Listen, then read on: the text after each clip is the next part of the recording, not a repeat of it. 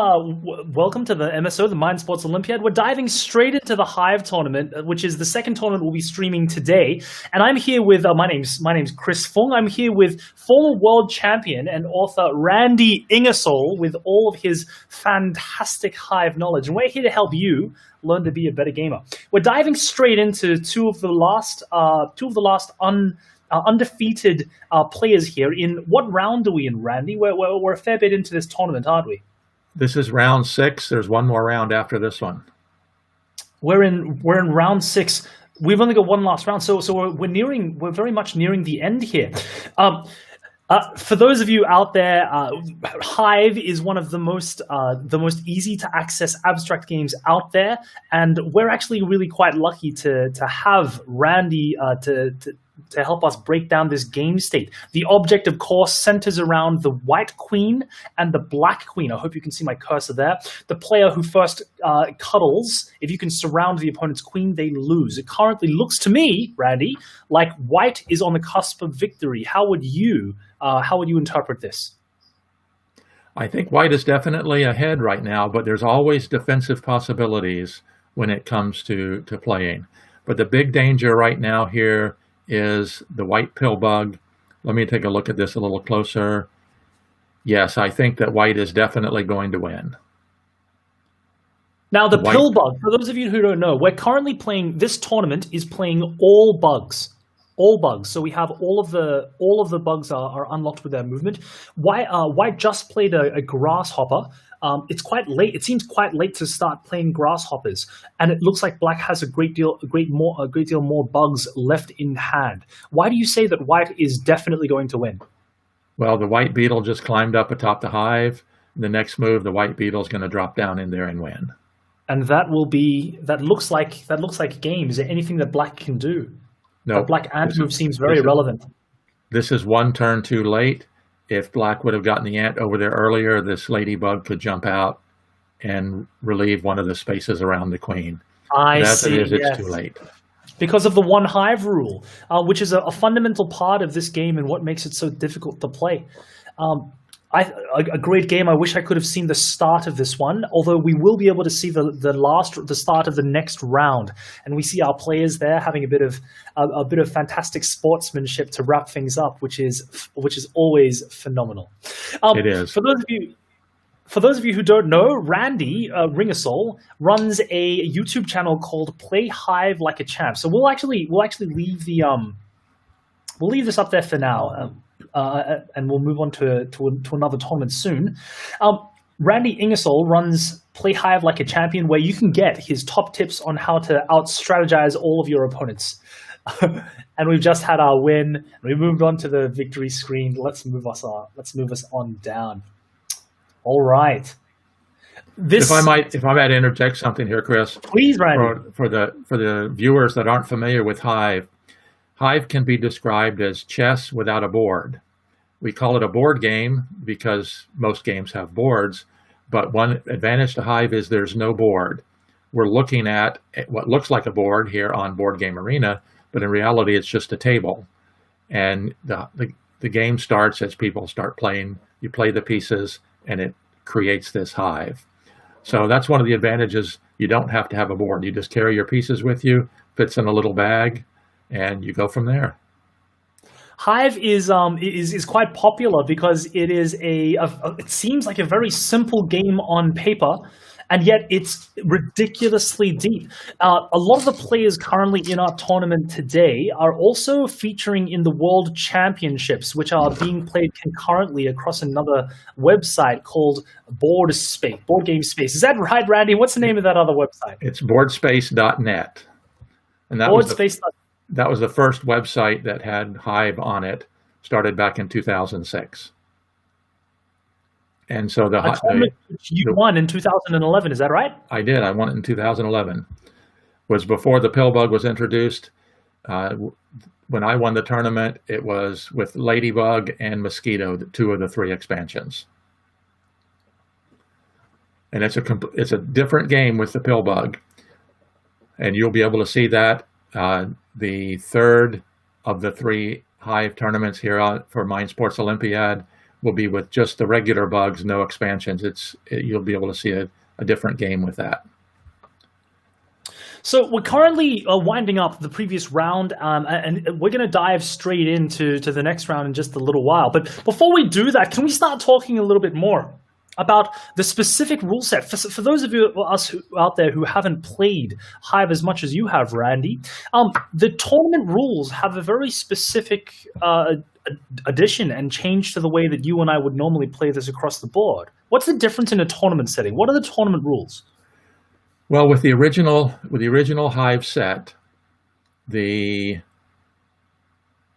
back up. The game starts by one person playing their first piece down, typically white, and the second person plays a piece adjacent to that. And then from that point, you either place pieces or you move pieces that are already there. One of the rules in Hive is that you cannot move other pieces until your queen has been placed. And one of the rules is that the queen must be placed no later than your fourth turn.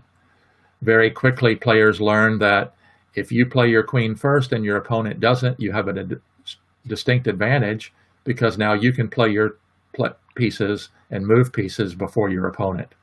So very quickly it became, I play my queen, you play your queen, and when the two queens are adjacent and you surround one of them, there's an extremely good chance that the other will be surrounded at the same time, and you end up with a draw. And so they introduced the tournament rule so that you can't place your queen as the first piece placed. And that drastically reduces the number of draws when top quality players are playing. Which is really interesting because just before we got onto air, you were talking, Randy, about a player who currently, you told me, lives in Australia right now, a gentleman named Chris Sperling, who in a tournament decided to have was the reason that they changed the rules for him, that he lost one of the final rounds. Do you want to tell us a little bit more about that?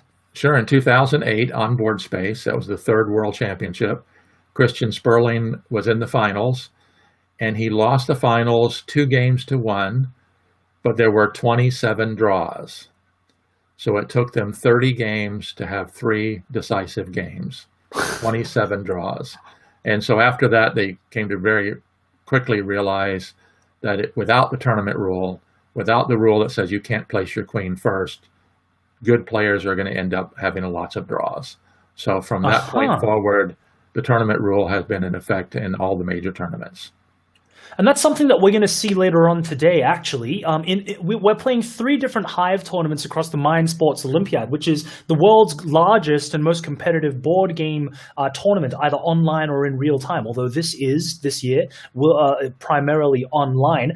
It's interesting because later in the tournament schedule, we're going to have a tournament which doesn't have this tournament rule, where we'll be playing all of the bugs, but you will be able to play your queen first. And that's because of the introduction of the pill bug. And it's quite exciting to Hive aficionados like Randy, and because this is the very first time that this tournament rule will be changed, which is again really exciting for all of these relatively new board games and new strategic communities which are growing in the past 10 years, where they're discovering different ways to break the game and different ways to understand how these rule sets are created.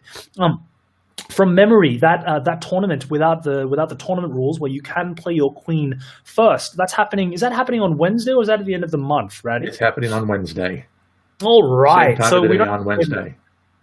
Fantastic. So we'll be able to compare top quality players playing one another without the tournament rule, and see it may be that with the pill bug we don't need to have the tournament rule in place. For those of you who don't know, who haven't played the larger things, the pill bug has a pretty special move. I forgot what it was though, Randy. Do you know how does the pill bug move? Sure. Well, let's talk a little bit of history about Hive, if we might first. Oh, please, yeah. Originally, the original Hive game came out with 11 pieces, 5 different types, and then in 2007, the mosquito was introduced. When the mosquito has no movement of its own, it imitates whatever it's adjacent to. 2010 came out with the ladybug, and then in 2013, the pill bug. What was very quickly determined after the mosquito and ladybug were brought up, that white had a distinct advantage with the two additional pieces, because they became very offensive, and it was extremely hard to defend with 2 extra attacking pieces.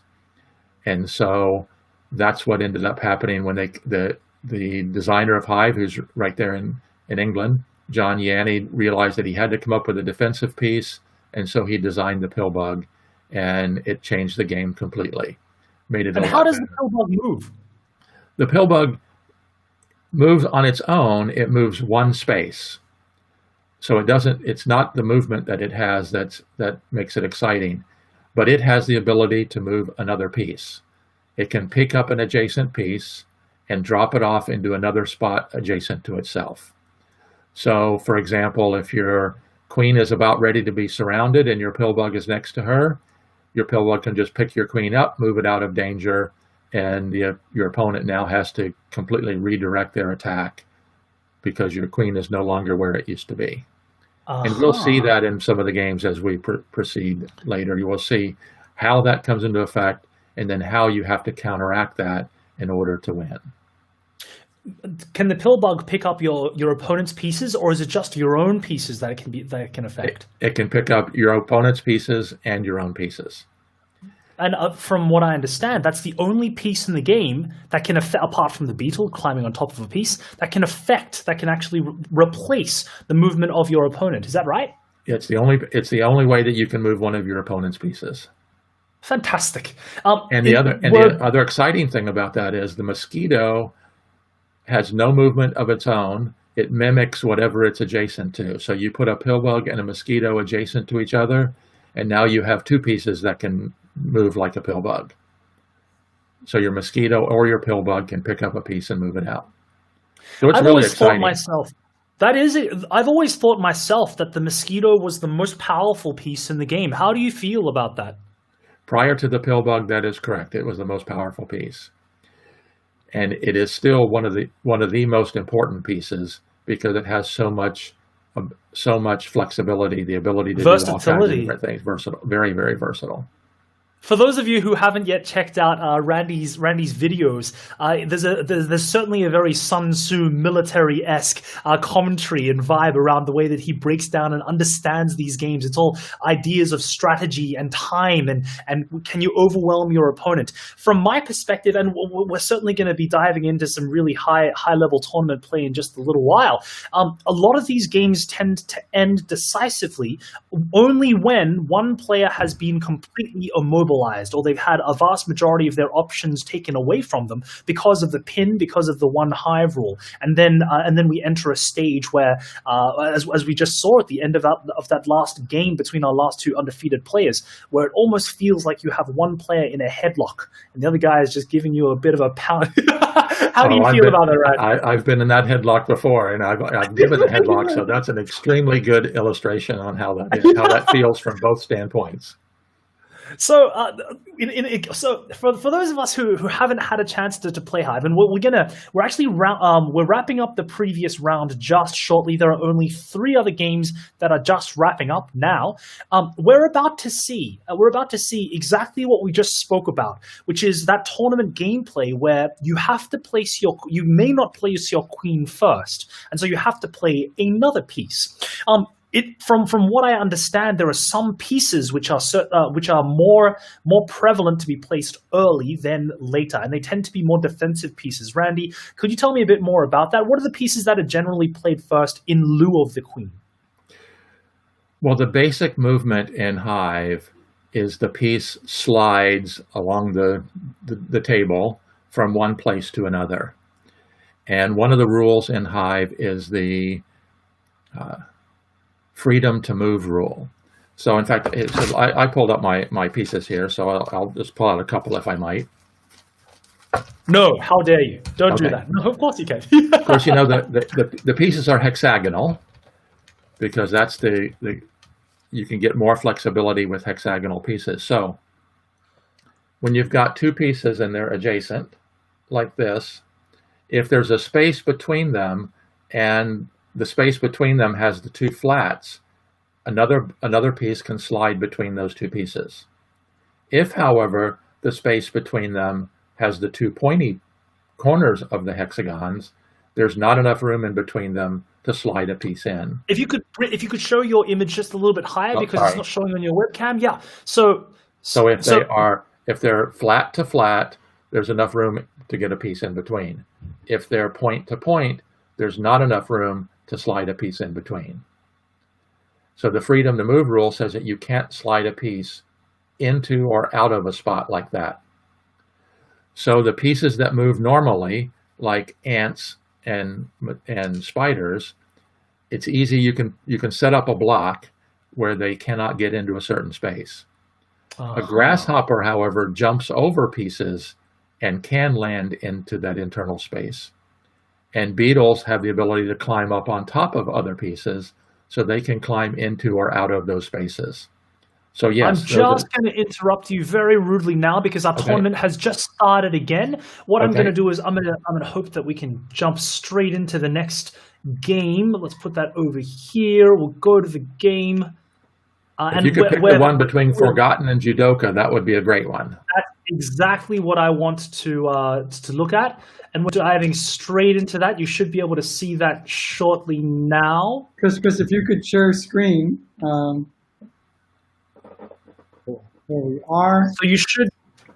So we've Forgotten and Judoka are they're actually going to be playing in the World Championships later on, and we're waiting for Randy to come back. We're progressing really quite quickly. So Queen on move 3 for White. For Judoka, it looks like it's a double ladybug opening for both, and then queens, mosquito second. So we've got a lot of powerful pieces now. And we had that pillbug defensive placement by Black by Forgotten right next to the queen early. That beetle is a threat now. That beetle is threatening on Judoka's next turn to climb up onto the ladybug and then climb directly onto Black's queen, which will allow for direct placement nearby. So Black counters, Forgotten counters with his own beetle, and we're seeing that maneuver come out in real time now. I think that Forgotten is forced here to place his beetle on top of his queen. And then you're going to have the two beetles stare off at each other because, of course, if you can mount the opponent's beetle, then they lose the ability to move that way. The ants, it seems like we're heading into the mid game now of placement. We're going to see lots of ants come out and pinning. So I'm assuming that White is now going to pin Black's ant by placing it such that Black cannot move that ant without breaking the one hive rule. That'd be my guess. Or White could surprise me, Judoka could surprise me by placing another piece, although I think that the pin is certainly what's going to happen here. Got a lot of firepower. That's probably what I would do, is I would pin that ant. Welcome back, Randy. Hello, Randy. You're back. Okay, so we're seeing that happen right now. Randy, can you tell me more about this pin idea and the one hive rule and why that was a good move? Yes. Notice the black ant up at the top of the hive. It cannot move, because if it moved, the white ant and the pill bug would be separated. The one hive rule says that all the bugs in the hive have to be connected at all times.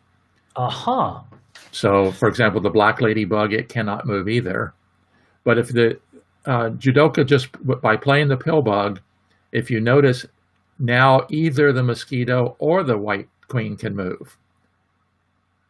Because you can move one or the other, but you can't move both of them.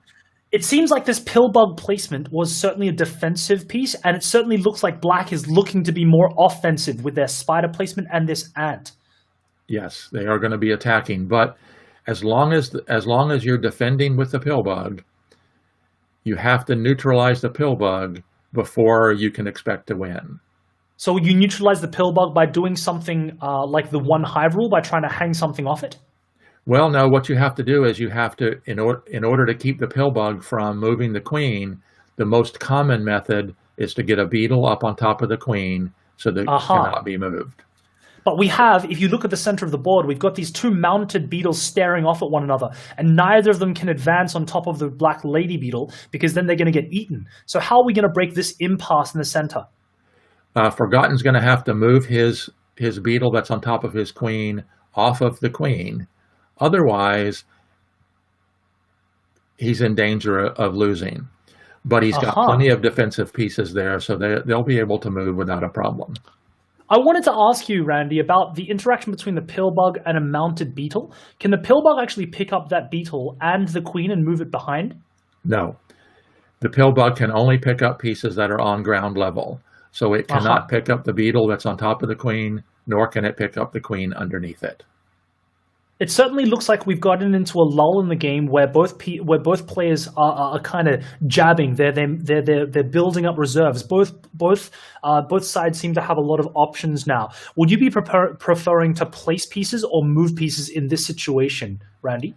I think it's going to be time to start moving pieces here very shortly. So it is forgotten on the move. It looks like his black ant at the top is a prime candidate to move. What would you be looking to do? Or mounting beetles? Well, see, one other thing about that, if you move the ant, the mosquito loses the ant power. So as long as the mosquito is next to the ant, it has ant moving ability, and it can be very, very flexible, very versatile. So in this situation, you'd prefer to move the mosquito before the ant, so it still has if you're going to use these ant powers. That is correct. So we've suddenly shifted. It feels like black is under a great deal of pressure here. Black has two mounted beetles, but it doesn't look like they've got anywhere to go. How would you progress as black here? Well, he's going to have to defend here very shortly, because as long as his beetle is on top of his queen, then the pillbug cannot move the queen out. And now, so white is going to probably mount. White is going to mount the beetle again. I would expect that. Would black now take his mounted beetle and put it on top of his ladybug to try to get on top of that stack? No, because if you need to keep the ladybug mobile. Right now, the ladybug is pinned and won't be able to move. But as soon as the spot lower right of the black queen between the ladybug and the mosquito, as soon as that spot is filled, then the ladybug will gain freedom. Or to the bottom left of the ladybug, that could also be filled and free the danger with that is that also frees the white ladybug. I see. So black has gone for a pin here on white's ant.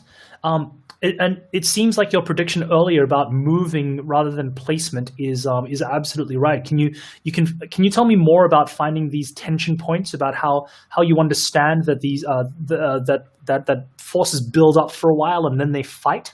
When would you start placing again? Well, white didn't have a lot of choice. He has to place because he doesn't have much mobility that without freeing something.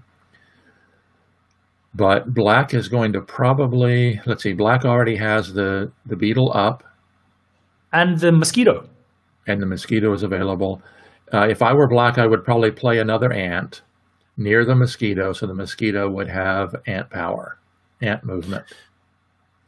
It looks like both players have a great deal of offensive and defensive capability. How would you rate this game's chances of going to a draw? Very slim. I agree. It looks like everyone's out for blood. There's and Forgotten did exactly what I thought he would do. He brought an ant next to the mosquito. Well, as expected from a world champion, Mr. Ingersoll.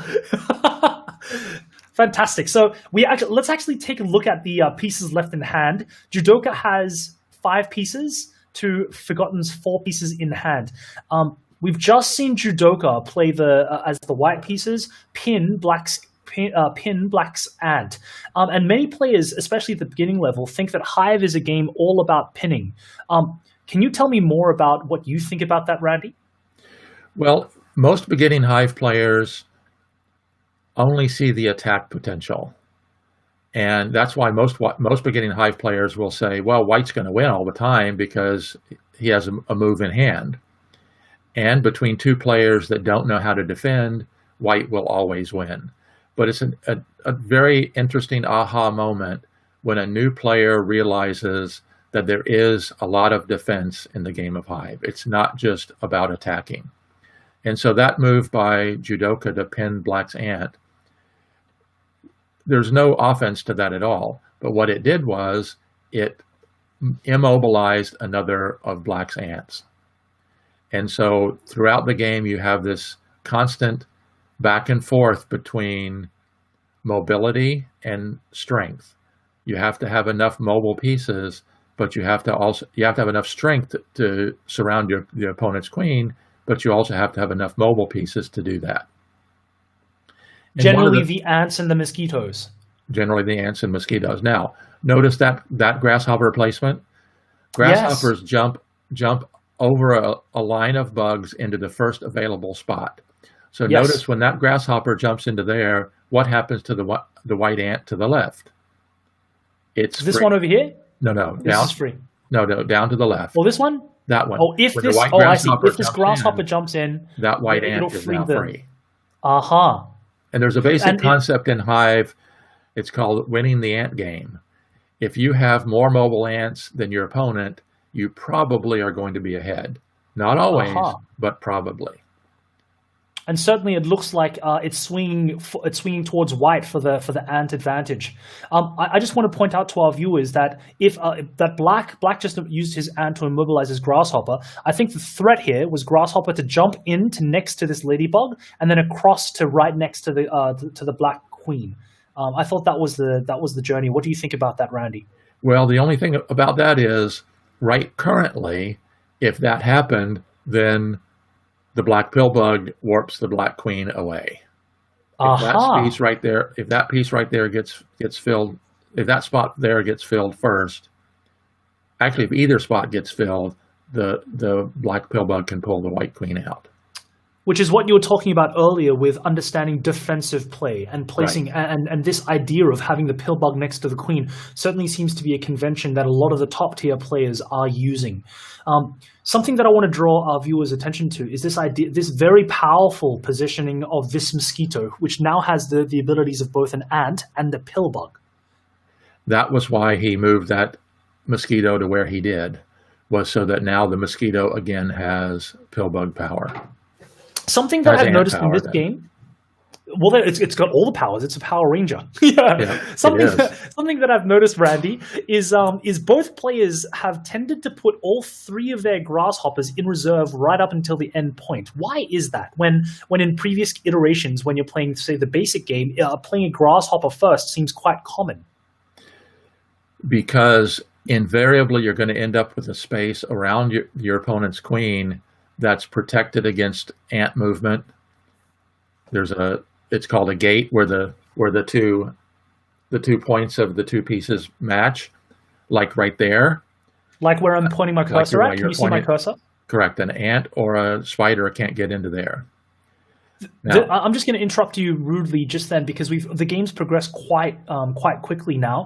We've had this grasshopper set up by Forgotten, and then White is also Judoka is mounting their beetle, and the beetle, it looks like it's trying to clamber. Where do you think the beetle is actually headed? I feel like it's headed to cover the pillbug. Exactly what we were talking about before, so to stop that defensive capacity. So why is Forgotten countering with this spider placement? How is that going to stop the mounted beetle from doing what it wants to do? It won't. But right now, that white ant that the beetle just left is mobile. So Forgotten's going to use his spider to pin that ant. See how the spider can move out there? Because right now the ant can move. The ant is mobile. And so the black spider is going to jump out and pin it.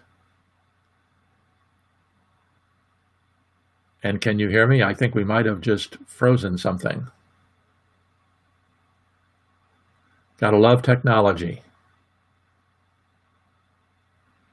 Chris, are you there?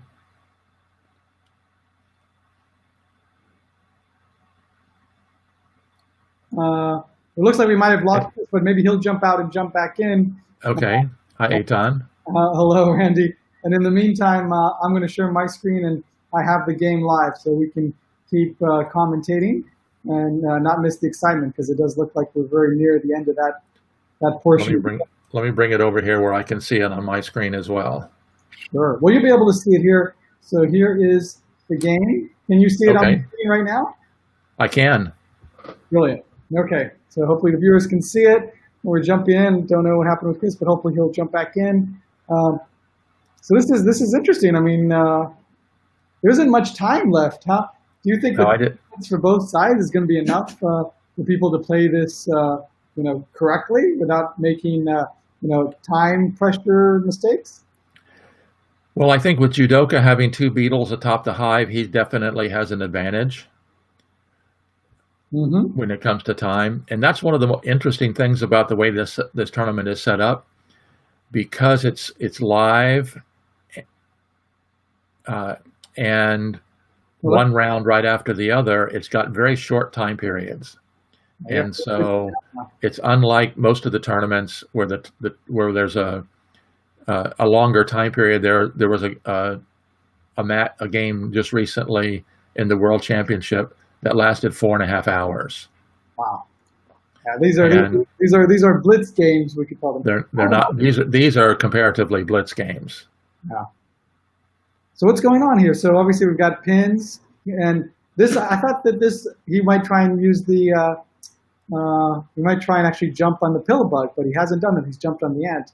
We've got a grasshopper. What's going on? What's happening? Well, Chris and I were talking about winning or losing the ant game. Oh, I see. And so you want to keep your ants mobile.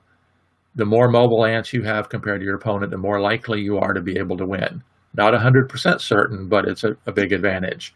So that's what White was doing, was pinning that black ant off here to the left. And then by covering that particular bug with the white beetle, he was allowed to place the grasshopper.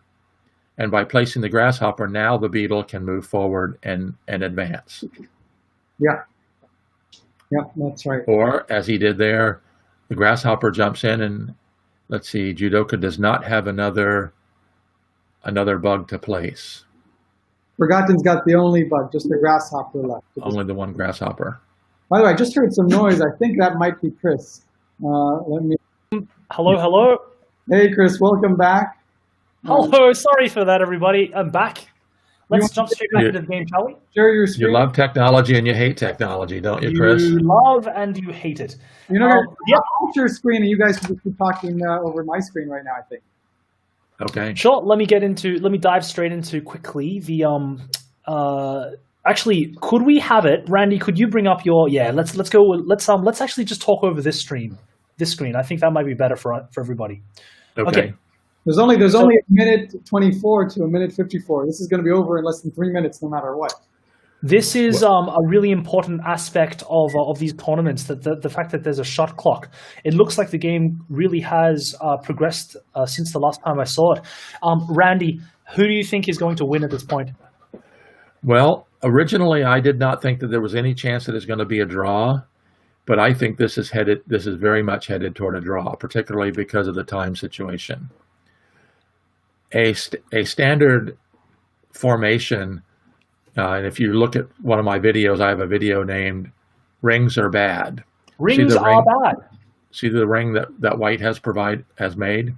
Yep. Indeed, yes. Typically, that's a bad situation, but in this case, White controls all the mobile bugs in the ring, so he can jump out with the ant can jump out, the grasshopper can go, he can escape with his queen.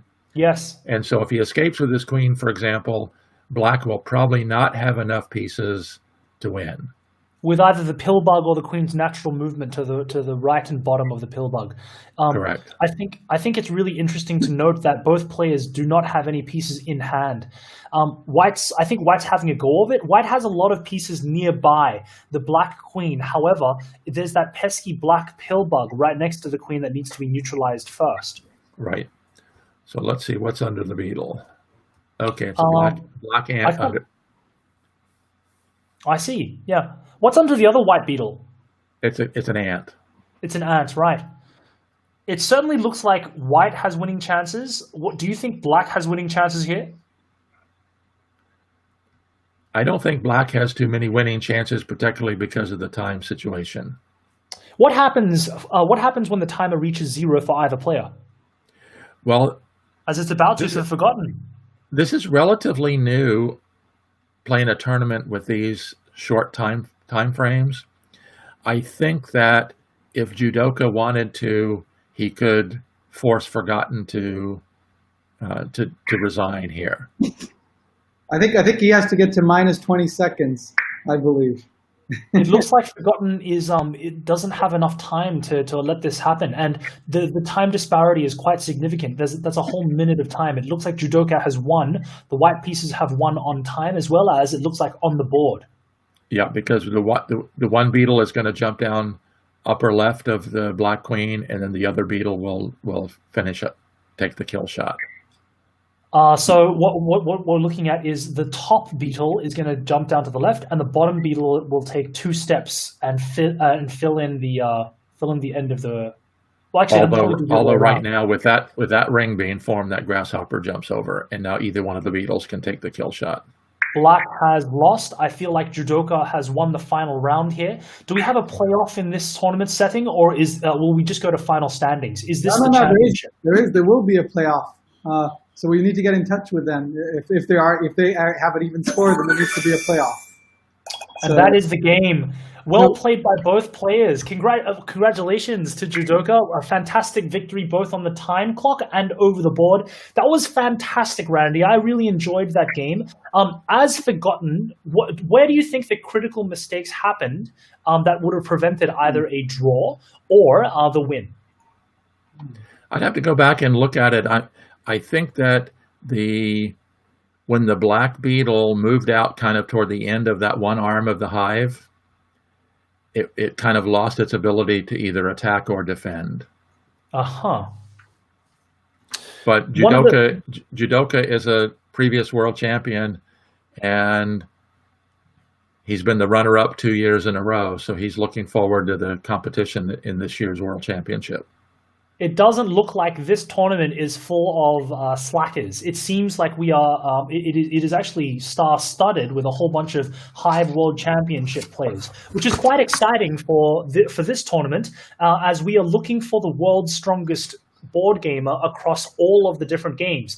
Something that is unique to the Mind Sports Olympiad. We are not only the largest and most competitive board gaming tournament, but we're looking for the Pentamind champion, who is which is an award given to the gamer who is able to get the most consistent high scores across their choice of 5 different games, of which Hive could certainly be one of them.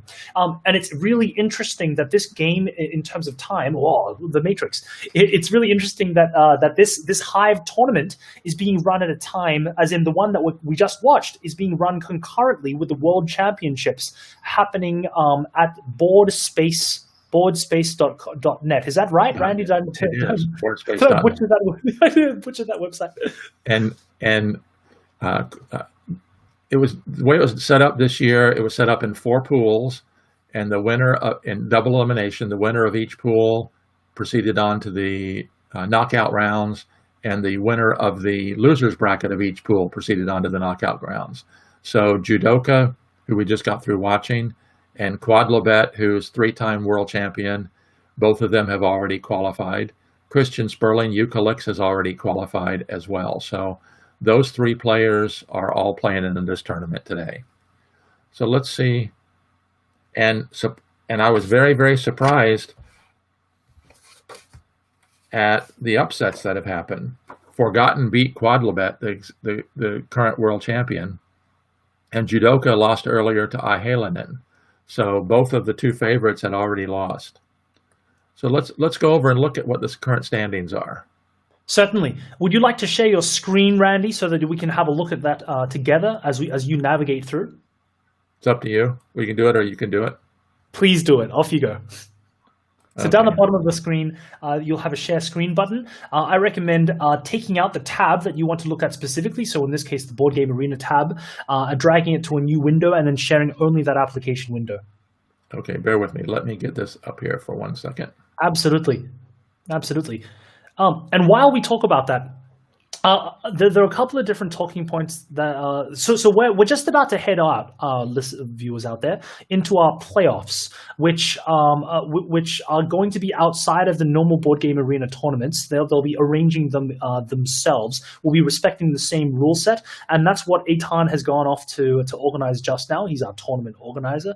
The Mind Sports Olympiad itself has been going for about 40 years now, and it is known as a hotbed of developmental experimental games, so a lot of newer games which have been created in the last 20 years, where the strategy has not yet been clearly defined. And also, we play a lot of traditional games as well, games like Go and chess, which are more specific and which have been more deeply entrenched in strategic idea. We've just lost Randy. I'm sure he'll be back shortly while he figures this out. The really interesting thing about the Mind Sports Olympiad is that you have, and the Pentamind really, where we're playing a lot of different games, things like poker, abstract games, Euro games, is that you need to be strong across all of these. You have to understand the concepts which are consistent across these different ideas. Hello there. Oops. So we've got one of our players tied for first. This is Quidlybit, and he's So let's if you could interview him before the playoff and just congratulate him for making it here, please, Chris. First of all, my name's Chris. I'm one of the commentators for this year in the Mind Sports. Randy Ingersoll and I have just been watching a lot of these games, and the first thing that I want to say is congratulations for sharing first place. Well, are you also playing this year in the BoardSpace.net World Championships? Sorry, I don't understand your question. I'm so sorry. Are you playing also in the World Championships this year at BoardSpace? Yes, I am in the quarterfinals this year. Extraordinary! Congratulations. Also, I wanted to say well done on making it through to the top of the standings this year. Eitan is just about to get organized, the playoffs, so we'll be doing that in just a little while. Do you mind if I ask, what was in a particularly difficult field, because today's tournament had a lot of very strong players active in it, what was the thing that allowed you to have such great success? Were you a particularly aggressively minded player? Or did you prefer to play defensively? What could you share? Well, I think I played today very aggressively, but I think I have some luck because I was right around 5 times of my 6 matches. I think I had luck. Certainly in many different iterations of this game with different move orders, it's very clear that White has an advantage with all of the rules as they are now. So the tournament rules as well as the full availability of bugs. Do you believe that White has a clear advantage over Black? I think White has a advantage in initiative, and in Blitz 5, that advantage is bigger with less time to think. I think so.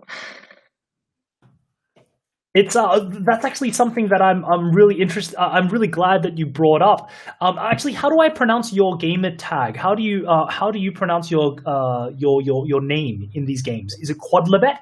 Well, guys, can we just pause? I'm going to pause the stream for a second. We'll continue. I just want to chat.